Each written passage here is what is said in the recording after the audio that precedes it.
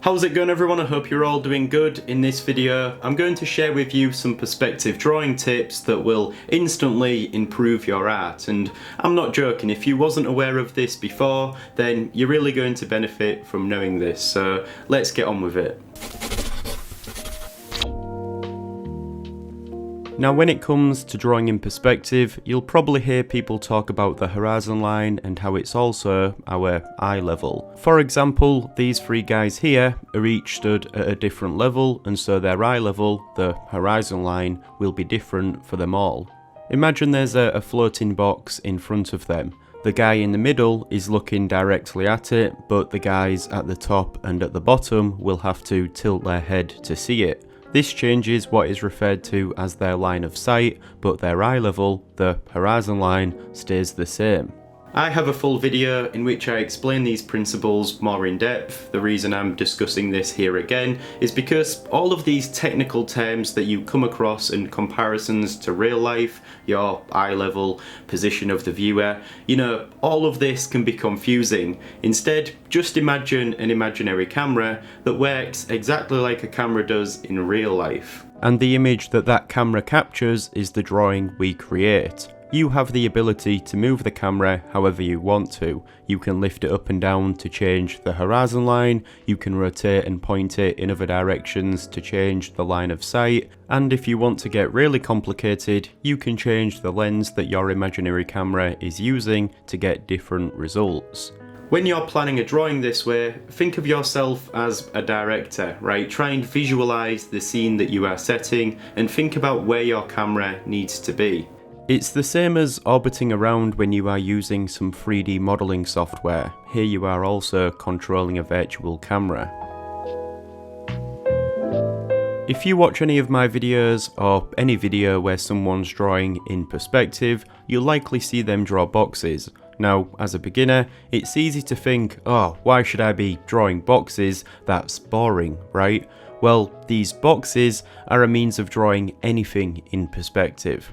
As a general approach, you want to block out whatever it is you are drawing first with boxes before then working within those boxes and outlining the subject in detail. The benefit in doing this is 1. Boxes and geometric forms are easier to construct in perspective. 2. It means that the subject you draw within these boxes is correctly placed in perspective. And 3. It helps you get a better sense of three-dimensional forms. I recommend drawing through your boxes so that you see all sides and edges. These can then act as a wireframe for you to then draw within. One of the most common things people struggle with when drawing in perspective is having their lines converge to the vanishing points, especially when those vanishing points are off the page. If your construction lines aren't accurately directed to the vanishing points, then your drawing won't look right.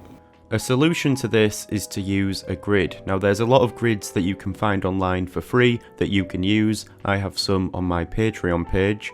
You can also create your own grids. For example, I made a video explaining how to construct a fisheye grid to draw with. Using a grid is easy. You can either print it out and have it as an underlay to draw over, or you can draw it out onto the paper, or if you're working digitally, just place the grid onto its own layer and turn down the opacity.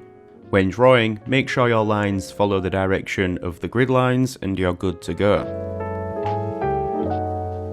One of the most trickiest things to draw in perspective is ellipses. Ellipses are circles when viewed in perspective, just like how a square appears more like a rectangle when in perspective. How the ellipse appears can change depending on the angle it's being viewed or drawn on, and it's hard to get them looking right.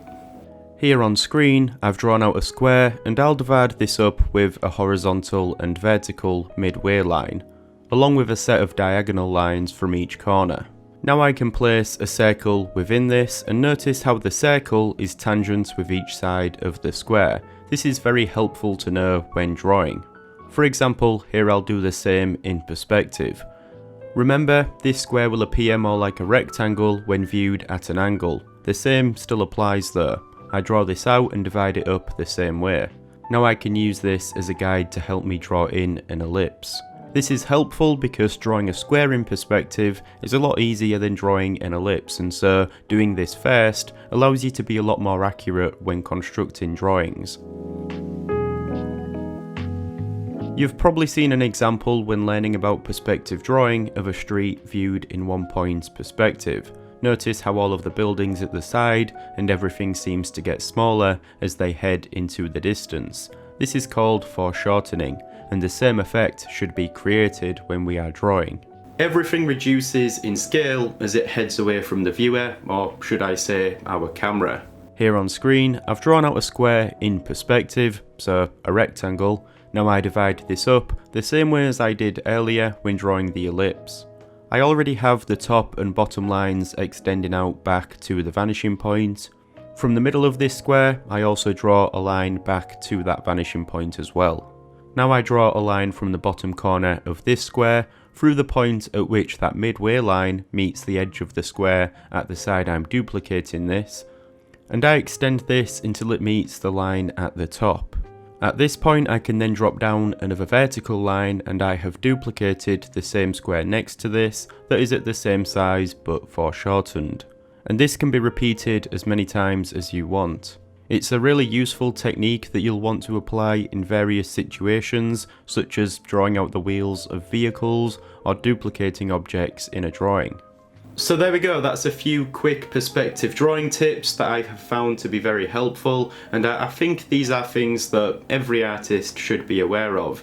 If you enjoyed this video, then please leave a like, and if you want to see more drawing content, then be sure to subscribe. I have a full series on how to draw in perspective here on YouTube, so be sure to check that out if you want to learn more. But with that being said, thanks for watching, and I'll see you in the next one. If you enjoyed the content I create, then do consider becoming a patron on Patreon. You will gain access to exclusive tutorials, study documents, process papers, real-time drawing footage and more. Plus you will also be supporting me in a more personal way. Other than that, thank you for watching this video, and I'll see you soon.